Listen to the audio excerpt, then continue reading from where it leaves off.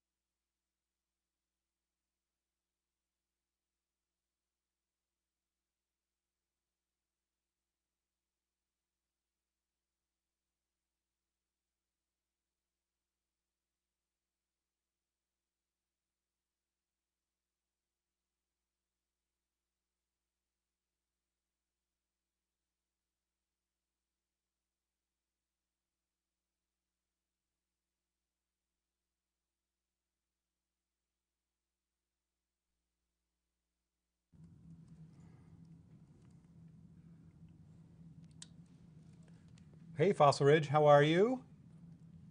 Seniors, how you doing? Hey, we're going to talk with you all today about some financial aid things, FAFSA, all that kind of stuff.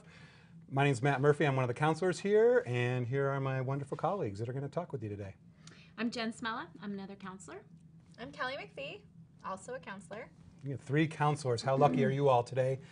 What we want to do is talk with you all about how to afford college. And before we even get started, I want to say that college means lots of different things to lots of people. College does not just mean a 4-year college. That could be a community college, a technical school, and a lot of the financial aid that you may or may not get during your senior year, you can use in all sorts of different places. And what we want to do is spend the next 30 minutes or so with you to just talk about what those options are. We're going to talk about the FAFSA, as you can see, kind of what the different aid sources that are available. We're going to talk about that, talk about how to apply for financial aid, what happens next, making smart decisions, lots of different things. So let's get started, folks. Prior to even applying for any financial aid, you can also really start to think about some different ways that you can reduce your need for financial aid before you even want to apply.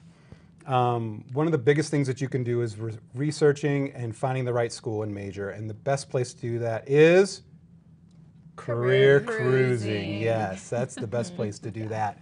There are also some other ways you can earn college credits through taking AP courses and concurrent enrollment classes that we offer here or over at Front Range Community College. Some other ways to consider cutting costs, taking classes during the summer, buying used books, different meal plans that you may choose when you're living on campus. Another way is to graduate on time. Graduating in 4 years is another way to kind of do that. So lots of different ways to start to cut costs. Also working. You may have a job now. Start using some of that money that you're earning to save for next year. Moving on, when you're selecting a college or a university, do your research. What's the graduation rate? Think about, find out what that graduation rate is so that you can really get an idea about, are students graduating on time? If they're not graduating on time, that's just more money that you're going to need to spend. What's the average debt of graduates when they do graduate from that college? What's the repayment rate and the default rate of schools' borrowers? This is all information that they will be able to give you. What's the employment outcome after you graduate? And then what is that net price that you are going to pay? One of the cool things is the net price calculator, which it is required by every college to have on their website somewhere a net price calculator. And it's really cool because this will give you an idea about what the total price is going to cost you for 4 years of attendance. And that includes tuition, fees, room and board, all those kind of expenses. And what you could do, and we've put a link there at the bottom of that presentation. This is CSU's net price calculator. So this will give you just an idea about what a net price calculator is, what it looks like. But if you go to any college's website, including community colleges, they are required by law to have that net price calculator on there. And this is really a good way to get some ideas about what you're looking at, how much it's going to cost. Sit down with people at home, your parents, guardians, whoever it may be, and really get some good ideas about what the cost is going to be for whatever program you want to do. What is financial aid? Financial aid is basically funding that is provided to students and then their families to help pay for any post-secondary educational experiences. And remember, we're not just talking about a four-year college. This may be a two-year school. This might be a technical school.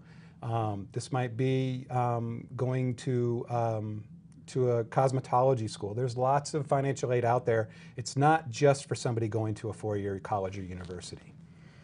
There are lots of different grants and scholarships. These are all free money.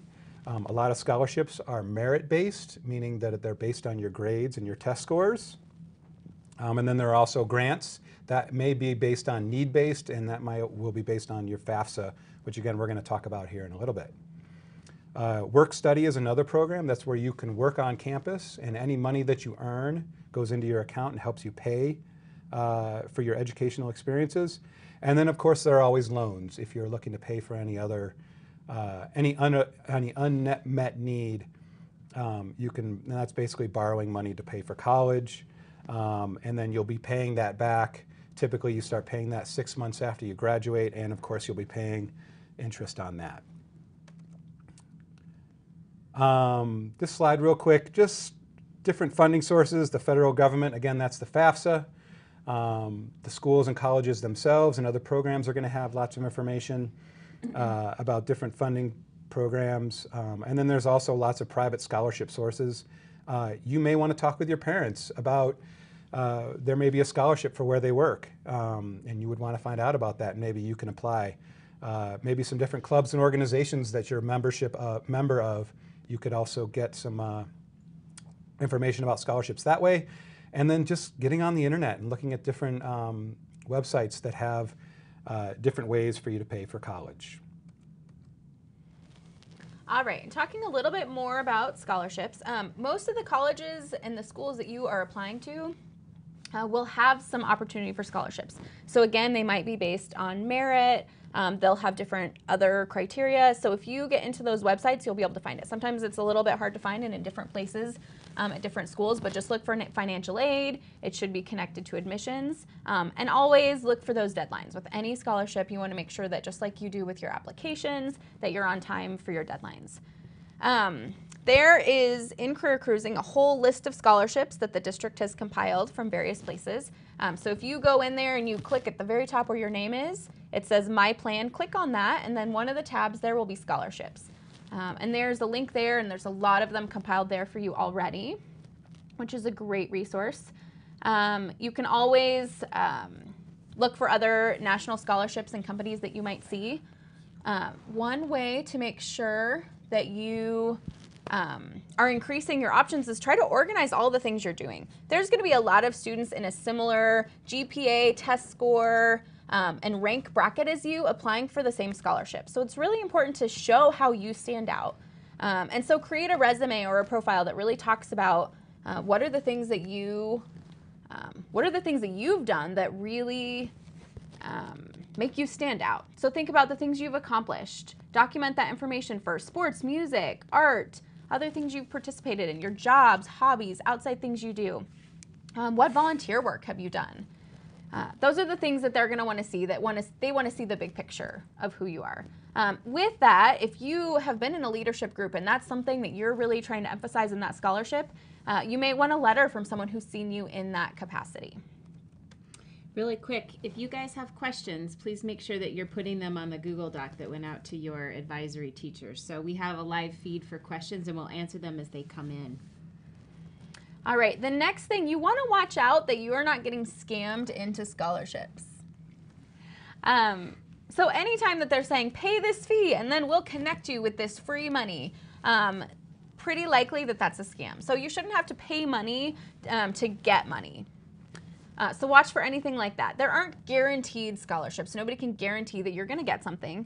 Any solicitations that is say, you know, if you do this, then you will get this, or if you pay this, then you'll have access to this scholarship. Those are likely going to be scams. And sometimes they even look pretty official. Just make sure that what you're looking at is a really legitimate scholarship and that they're not charging you money and you're not getting sucked into some sort of service or commitment and you're having to pay for it. There are lots of fun scholarships available. So the examples we have here, Jif's Most Creative Sandwich Contest. What a great way to win money. You get to come up with a creative sandwich, you get free peanut butter out of it, which is awesome, and a $25,000 scholarship if you're the winner. Wearing duct tape to prom. So there's a scholarship for the student that can come up with the best duct tape outfit. Some really cool things. One of the ones that we have in career cruising is the Zombie Apocalypse scholarship. So if that's something you're really into, that could be the scholarship for you. So there's lots of fun and unique scholarships available that may really just apply to you. One other thing to really talk with your school about is displacement or stacking of scholarships. So what you'll want to know is, if I get an outside scholarship, is that just going to take away from the money the school is going to give me, or will that add on top of it? So that's something to check with your school just to make sure that you don't have to go through applying for extra things if that's just going to reduce from the amount the school was going to give you. So that's an important question to ask. And now we're just going to transition a little bit into really looking at financial aid and FAFSA. There are a lot of slides coming up here and they're all very detailed. We're not going to go through every piece of it, but you'll be able to access this slideshow later on just to make sure that you can still walk through any of these things. There's a lot of details, so as you're working on it, you can refer back to these slides as you need to. Okay, the first thing that you're going to want to do is, if you're at all seeking any kind of financial aid or scholarships or loans or grants from the schools, you're going to have to fill out the FAFSA form. It's free for you to fill out. And actually tonight at Fort Collins High School at 6 o'clock, they're having a FAFSA workshop for everybody in the whole district. And the CSU financial aid people will be putting that workshop on. So please see your counselor for more information. We have flyers and information. That's a great opportunity. There are two different financial aid forms that you can fill out. To qualify for any federal aid, you're going to have to fill out the FAFSA. Some other schools also will require the CSS profile, and that's usually going to be for more of the private four-year liberal arts universities, but that's a great form to fill out that could increase your aid that you get from the individual schools. The FAFSA stands for Free Application for Federal Student Aid. Everything is online, and there's lots of information on career cruising, lists and things, instructional videos on how to fill that out. So please make sure you access all of that information. Okay, when you fill out the FAFSA, you can send it up to 10 colleges to have your financial aid information sent to. So please make sure that you're listing in priority order the schools that you are applying to, because you can send your FAFSA to 10 schools. All right, here's just a list of things that you will need to fill out your FAFSA form. You can also get this information on the Career Cruising website. And again, this will be posted later on the College and Career website.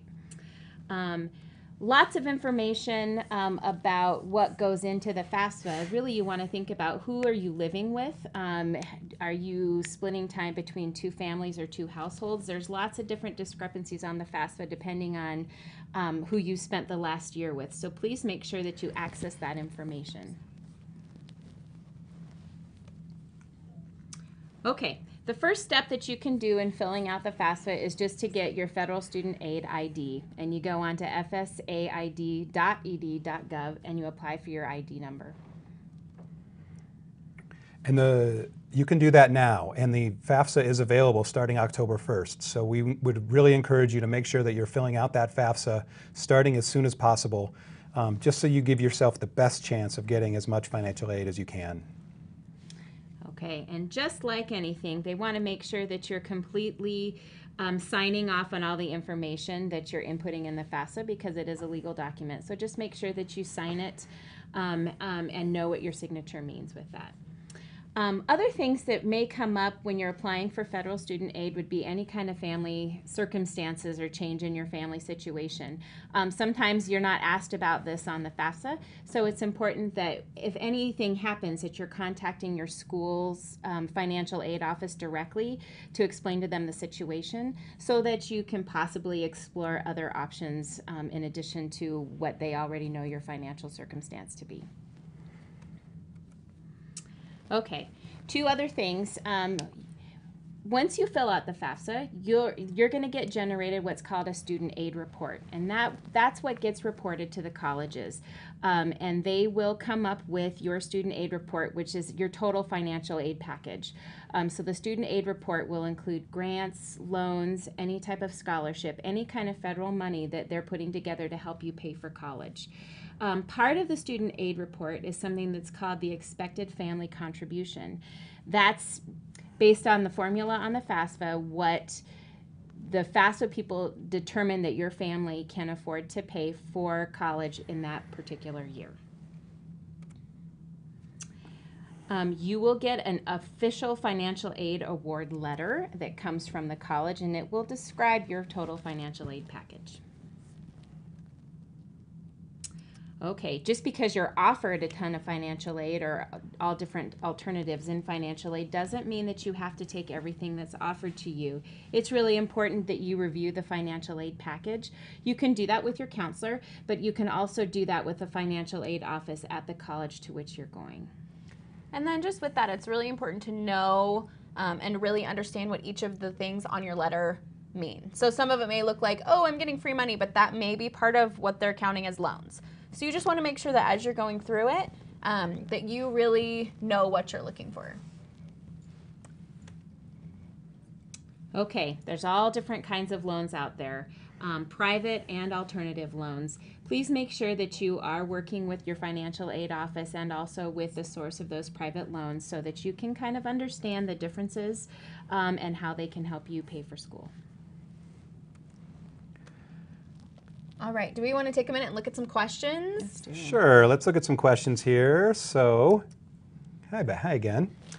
Our first question is, when will we find out how much financial aid we are eligible for? So, like Ms. Mella said, when you fill out your FAFSA, you will get your student aid report. That is when you will get a really good idea about how much aid you can expect to get. Likewise, you will also get a financial award letter from the colleges themselves. They're going to give you even more details about how much money you could get. It depends on the schools, how long that takes. It depends on when you fill out your FAFSA. That's another reason that we really encourage you to fill out your FAFSA sooner than later. If you wait until January or February, then you may not get your student aid report or your financial aid award letter till March, and that might be too late. You need to make decisions before that. So that's why we would encourage you to fill out that FAFSA sooner than later. That gives the financial aid offices a lot more time to get that information out. Oh, here's a really good question. Let's see who wants to answer this one. How does this apply to the people who are looking at taking a gap year? Who'd like to answer that? Ooh, that's a good question. You have to reapply for financial aid every year. So even if you are taking a gap year, you're going to have to reapply for the next year that you will be in school. So if you're thinking of doing a gap year, this year's financial aid report won't matter necessarily for you if you're delaying college or school or whatever for a year. Is that right? Good answer. Thank you. Good job. That was great. We'll take one more question, and then we have a few more slides we're going to go to. Our next question is, what counts as recent separation or divorce? How long is recent? I think the answer to that question is if it's after you fill out your FAFSA. So if you filled out the FAFSA today, and then unfortunately, let's say your parents separated or got divorced in another month or two, that's something that you need to report. If your parents are already separated or divorced, you need to make sure that you are reporting that on your FAFSA. If it was last year, if it was 5 years ago, if it was 10 years ago, whenever that is, you need to report it. The reason for that slide was really that making sure that you're always reporting accurate information even after you have submitted your FAFSA. We'll go back to a couple more questions here in a minute, but we have a couple more slides to finish, and we have about 5 minutes left. We want to really talk about what you can do now. And this is on slide 27, and that's really what kind of things can you do now to really prepare for thinking about financial aid, for paying for whatever your post-secondary plans are. And really the biggest thing that you can do is researching those career choices and career cruising. This is a great new program that we have access to. Figuring out what your plan is. You don't need to have everything figured out when you go to college next year, but if you have a good idea about what your plan is, then you're going to choose courses that are relevant to what you want to do, and you may not take courses and in turn pay for courses that are not going to help you with whatever degree you want to get. I think another thing that you can do right now that might not be listed on this slide is really have a conversation with your parents or your family or whomever your guardians are right now in terms of what does your plan look like after you graduate, and what does that financial support look like from those particular people. It's going to be different for everybody, so please don't compare your situations to anybody else. But please have those conversations about paying for college, paying for a gap year program, paying for community college or technical school, because schooling's expensive no matter how you slice it, and it's important to kind of just have those open conversations about what expectations are. And then again, do your research.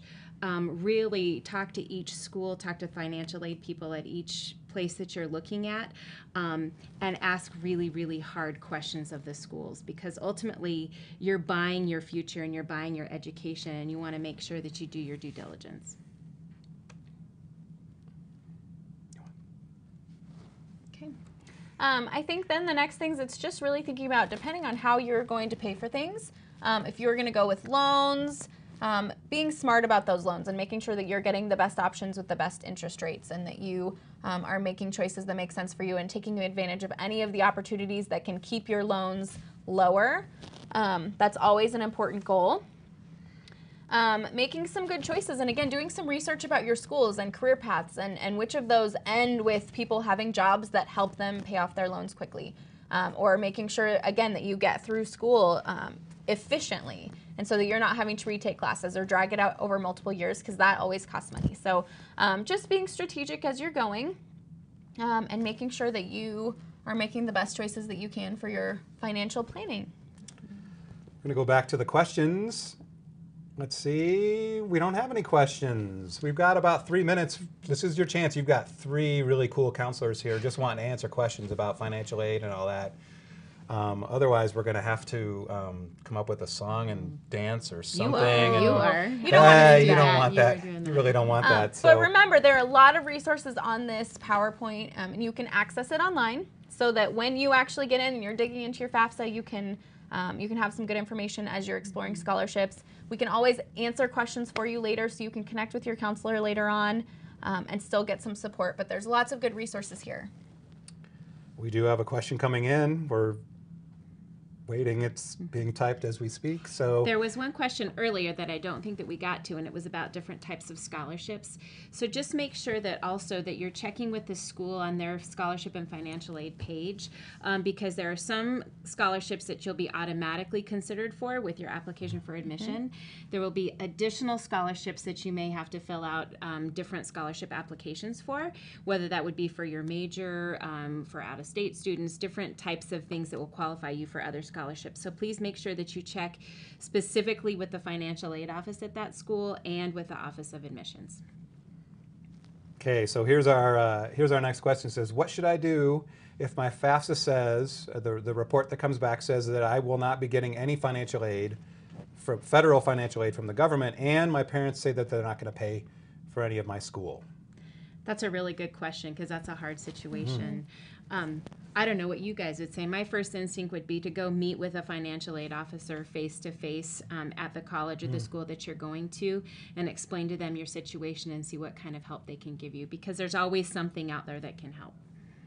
And I think still exploring some of those scholarship options and trying to find some that you can do just on your own, and trying to help cover some of that. And then again, being really smart about loans, because if you know you're going to have to get some loans, then maybe making some really good choices about the schools that you go to and the loans that you look for, and kind of just trying to figure out the best options to reduce your costs. Right.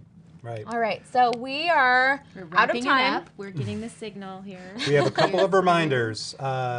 Senior meetings. We've been doing senior meetings for a couple weeks now.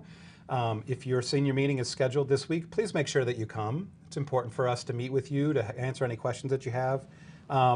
If you haven't had your senior meeting and you're wondering when it is, just check with your counselor. We're busily scheduling meetings. We're hoping to have senior meetings completed by the end of this month. So check with the pay attention to wing that. secretary. Check with one of the wing secretaries as well. If you've already had your senior meeting and you still have questions, just schedule a follow-up meeting with your counselor. We'd love to meet with you, answer your questions. We want to make sure that you have all the information that you need so that you can make good decisions and can really have a good, solid plan for when you graduate, because that's really what this part is about, okay? College and Career Center has lots of good information. The Fossil Ridge Counseling website, lots of good information there as well. And I'm sorry, I could talk forever about this. I love just talking about this. So, Thank you. Thanks, Have a good everybody. Access the day. resources online.